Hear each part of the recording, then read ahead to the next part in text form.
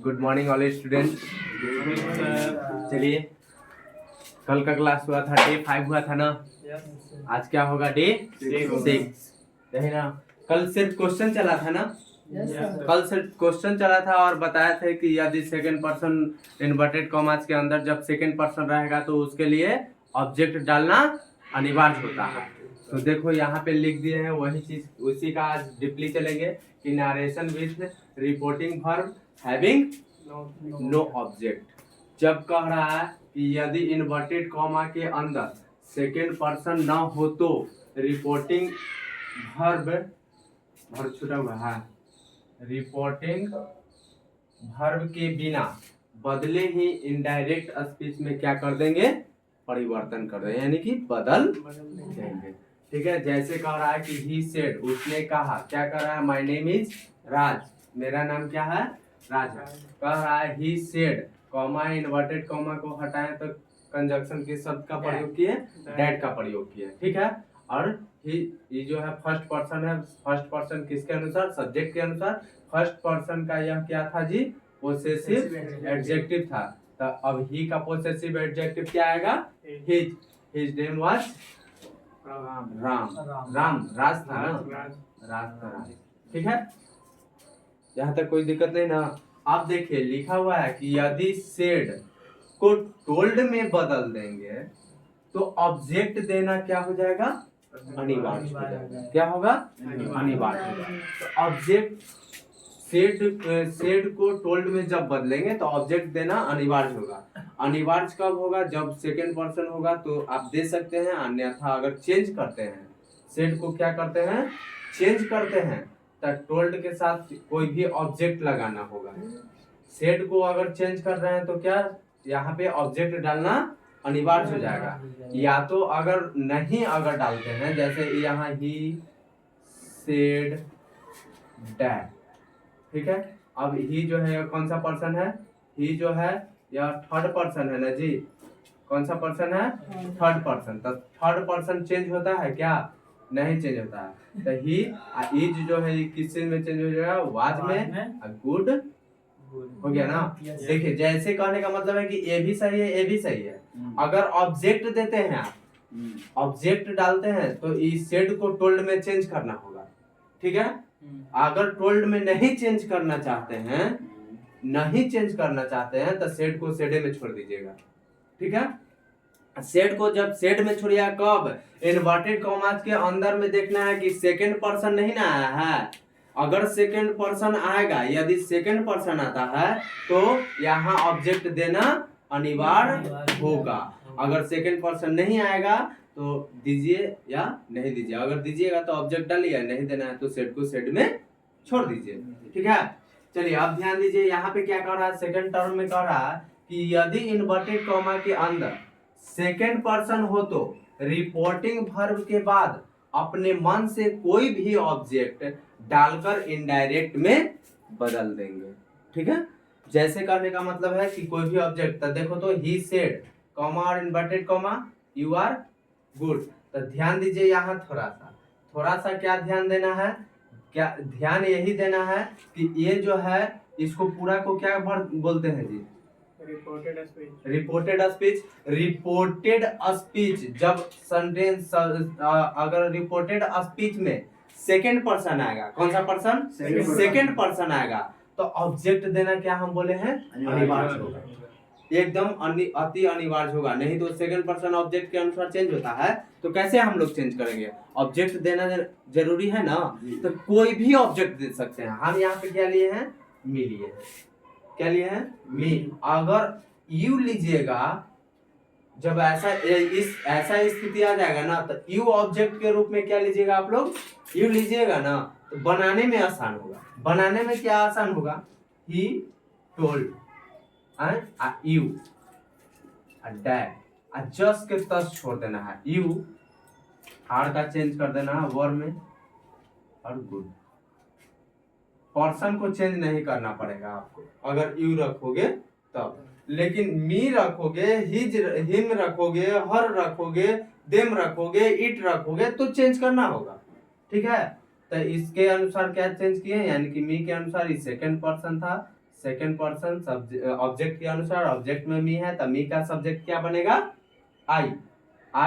Is M R, आई के साथ is का प्रयोग करेंगे कि एम का, तो इज एम आर को किस चीज में चेंज किए थे, वॉज वेयर में, तो वॉज वेयर में तो आई के साथ वॉज की वॉज फिर गुड, समझे। यही आपका कल का जो क्लास छोटा सा दिए थे वही इसमें ऐड करना था, ठीक है। चलिए इसको आप लोग जल्दी से छाप लीजिए या स्क्रीनशॉट ले लीजिए, ठीक है। अब उसके बाद आगे टॉपिक को स्टार्ट किया जाएगा, ठीक है। हो गया ना, यस सर। यहाँ तक तो कंप्लीट हो गया। अब चलिए आगे टॉपिक को बढ़ाया जाए। देखिए कह रहा है कि नारेशन विथ इंट्रोगेटिव सेंटेंस। अब इंट्रोगेटिव सेंटेंस नारेशन के साथ किस तरह से प्रयोग करते हैं, ठीक है। अब इसी में आ जाता है इफ या वेदर, कॉमा और इन्वर्टेड कॉमा को हटाते हैं, तो ठीक है ना। आज इसको थोड़ा सा देखिए, लिखा हुआ है कि इंट्रोगेटिव, नहीं दिखाई दे रहा है, नहीं दिख रहा है। इंट्रोगेटिव सेंटेंस क्या है, तो इंट्रोगेटिव सेंटेंस कहने का मतलब कि प्रश्नवाचक होगा। तो इंट्रोगेटिव सेंटेंस क्वेश्चन क्या कहता है, क्वेश्चन इससे दो तरह से निकलता है, एक यस नो से और एक जो होता है WH वर्ड से। एक यस और नो से और एक जो होता है वह WH वर्ड से निकलता है। तो यस नो से क्या क्या निकलता है, तो कह रहा है कि यस नो से एक्सिलरी वर्ब शुरू होने वाले सेंटेंस, जैसे कहता है do, does, did, can, could, may, might, should, would, यानी कि जितना एक्सिलरीज वर्ब पढ़ाए हैं, एक्सिलरीज वर्ब के को पढ़ाए हैं जी, हैं 24, ठीक है। हाँ, तो एक्सिलरीज वर्ब से शुरू होने वाले सेंटेंस जब ये रहेगा और उसी का सेकंड है यानी यस या नो का ही क्वेश्चन रहेगा, और WH वर्ड से शुरू होने वाले सेंटेंस जो रहेगा, WH वाले what, why, which, who, how, why, where, whom, whose, ये सब जो रहेगा ना वो कौन सा सेंटेंस रहेगा, WH वर्ड। WH वर्ड से क्या रहेगा, शुरू रहेगा, ठीक है, ठीक है ना। Yes sir. क्या कर रहा है अब लिखा हुआ है, क्या कह रहा है कि जब रिपोर्टेड स्पीच किसको बोलते हैं जी, रिपोर्टेड स्पीच यानी कि इन्वर्टेड कॉमा के अंदर की बाहर, अंदर वाले को ना रिपोर्टेड स्पीच बोलते हैं। कह रहा है कि जब रिपोर्टेड स्पीच इंट्रोगेटिव सेंटेंस में हो तो इनडायरेक्ट स्पीच में बदलने का नियम। अब देखो कि क्या क्या नियम होता है उसका। कह रहा है फर्स्ट में कि रिपोर्टिंग वर्ब किसको बोलते हैं, कॉमा और इन्वर्टेड कॉमा के पहले वाले जो वर्ब आता है उसको ना रिपोर्टिंग वर्ब बोलते हैं जी। तो कह रहा है कि रिपोर्टिंग वर्ब में मौजूद से, सेड को आस्क और आस्क्ड में बदल देंगे। सबसे पहला टर्म ये हो गया, ठीक है। अब कह रहा है कि इन्वर्टेड कॉमा के बदले डैट का प्रयोग नहीं करते हैं। यहाँ किस चीज का प्रयोग नहीं करते हैं, डैट का प्रयोग नहीं करते थे। पहले असर्टिव सेंटेंस में क्या होता था कि कॉमा और इन्वर्टेड कॉमा को हटाते थे तो कौन सा कंजक्शन प्रयोग कर रहे थे जी, डैट शब्द का। लेकिन यहाँ कॉमा और इन्वर्टेड कॉमा को हटाने के लिए किस शब्द का प्रयोग करना है, यानी कि ये डैट का प्रयोग नहीं करना है। नहीं करना है तो क्या चीज का प्रयोग करना है वो देखो। कह रहा है एक्सिलरीज वर्ब से शुरू होने वाले, एक्सिलरीज वर्ब से क्या होने वाले, शुरू होने वाले सेंटेंस में इफ या वेदर का प्रयोग करेंगे। किस चीज का प्रयोग करेंगे, इफ या वेदर का प्रयोग करेंगे। तो डब्ल्यू अब देखो कि एक्सिलरीज वर्ब से शुरू में देखो दो गो टर्म लिखे हैं। कह रहा है कि एक्सिलरीज वर्ब से शुरू होने वाले सेंटेंस में इफ या वेदर का प्रयोग करते हैं। किस चीज का प्रयोग करते हैं, इफ या वेदर। ये जरूरी नहीं है कि इफ का सिर्फ प्रयोग करेंगे, ऐसा कोई जरूरी नहीं है कि वेदर का ही प्रयोग करेंगे।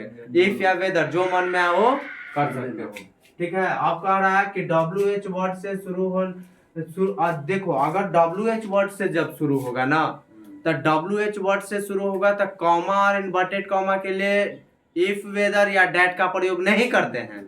WH वर्ड में WH वर्ड को ही छोड़ देते हैं। क्या छोड़ देते हैं, WH वर्ड में ही छोड़ देते हैं, ठीक है। अब कह रहा है कि जब इंट्रोगेटिव सेंटेंस रहेगा तो उसको किस चीज में बदलना है बुआ, असर्टिव में बना देना है। क्या चीज में बदलना है, असर्टिव सेंटेंस में बना देना है, हो गया ना। अब इसके बाद अब चलते हैं एग्जाम्पल पे कि क्या उसका एग्जाम्पल है। तो क्या एग्जाम्पल है तो थोड़ा सा समझिए, यहाँ एग्जाम्पल देते हैं के जरिए समझते हैं। आप क्या करते हैं, एग्जाम्पल हम लोग ध्यान दीजिए। कड़ा she says comma and butted comma I looking beautiful. कह रहा है कि वह कहती है, क्या कहती है कि क्या मैं सुंदर क्या कहती है, क्या मैं सुंदर हूँ, क्या मैं सुंदर दिखती हूँ, ये भी हो सकता है, दिखते हैं। ठीक है, चलो अब ध्यान दो कि सी जो है सी, अब इसको किस चीज में चेंज करना है, सेज को किस चीज में चेंज करना है, सेज ही रहेगा। हाँ? सेज को चेंज करोगे, यस सर। अगर चेंज करोगे तो क्या लगाना होगा, ऑब्जेक्ट लगाना होगा ना, यस सर। हाँ? तो चाहे सी सेज के सेजे में छोड़ दो, क्या कि सेकंड पर्सन ना हुआ, तो सी सेज। अब कॉमा और इनवर्टेड कॉमा के लिए क्या चीज का प्रयोग करना है, इफ या वेदर, इफ या वेदर, वेदर। ठीक है, यहाँ तक तो दिक्कत नहीं है। आप ध्यान दो, ये ई लाइन में हो गया ना, हो ई लाइन में हो गया और ये भी लाइन हो गया। आप कह रहा है डब्ल्यू एच वर्ड तो नहीं है, आप कह रहा है कि इंट्रोगेटिव सेंटेंस को किस चीज में बनाओ, असर्टिव में। ये फर्स्ट पर्सन है, फर्स्ट पर्सन किसके अनुसार, सब्जेक्ट के अनुसार। सब्जेक्ट में क्या है, सी, तो यहाँ का सी। एम है तो किस चीज में चेंज होगा, वाज लुकिंग ब्यूटीफुल। हो गया ना।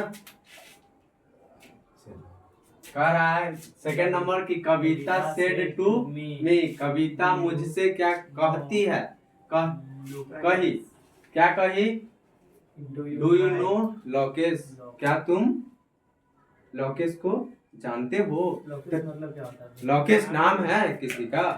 अब देखो कि लोकेश को जानते हो, तो यहाँ क्या कर रहा है, क्वेश्चन कर रहा है कि नहीं, क्या तुम लोकेश को जानते हो। तो यहाँ आप बना यस या नो वाला आ गया ना, तो लिखो क्या होगा, कविता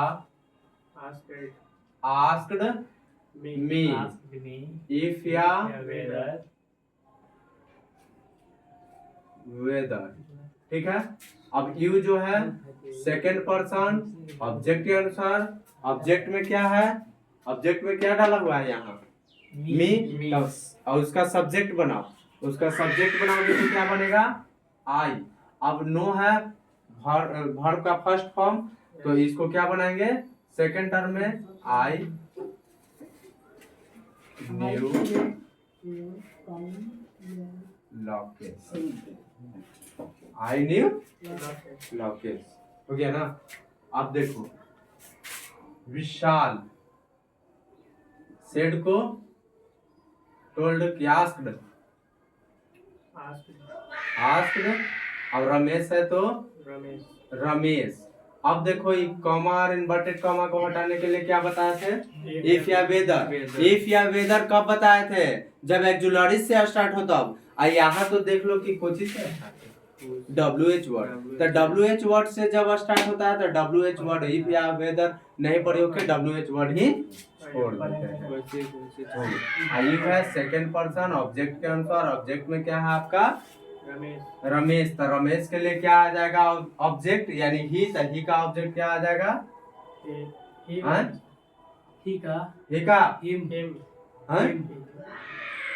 हिम आएगा। अरे तो ये आती सब्जेक्ट कट करेगा ना, तो रमेश के लिए ही ना आ जाएगा, ही वॉच, ही। और एक क्वेश्चन और है, इसको करो, ही आस्क्ड मी, कॉमा और इन्वर्टेड कॉमा को हटाएंगे तो डाटा इफ या वेदर का प्रयोग करेंगे, इफ या वेदर का प्रयोग नहीं करेंगे। क्यों नहीं करेंगे, क्योंकि WH वर्ड से स्टार्ट है, तो WH वर्ड यानी कि व्हाट। अब योर जो है वह सेकंड पर्सन है, सेकंड पर्सन किसके अनुसार, ऑब्जेक्ट के अनुसार। ऑब्जेक्ट के रूप में क्या है आपका मी, तो मी का क्या आ जाएगा, my name. Was, my name was. Was. हो गया ना। आज तो आज जो है, आज की क्लास जो है यहीं तक स्टॉप की जाती है। नेक्स्ट जो क्लास चलेगा वो कल चलेगा। डे 6 में आज की क्लास यहीं तक, ठीक है। चलिए।